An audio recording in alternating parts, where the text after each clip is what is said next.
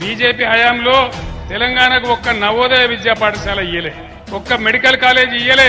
నేను 150 సార్లు ఉత్తరాలు రాసిన, 50 సార్లు ఢిల్లీకి పోయి మొరబెట్టుకున్నా.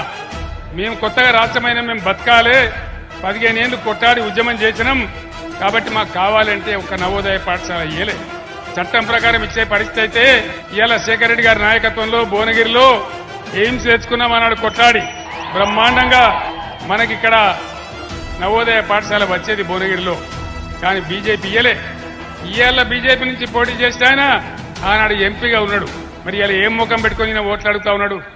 దయచేసి ఆలోచన చేయాలి, గుడ్డిగా ఓట్లేయడం కాదు. అదేవిధంగా మనకు రాగానే 7 మండలాలతో ఆంధ్రాకి ఇచ్చేసినాడు నరేంద్ర మోడీ. 400 మెగావాట్ల సీలియర్ ప్రాజెక్టు తీసుకుపోయి ఆంధ్రాకి అప్పచెప్పినాడు.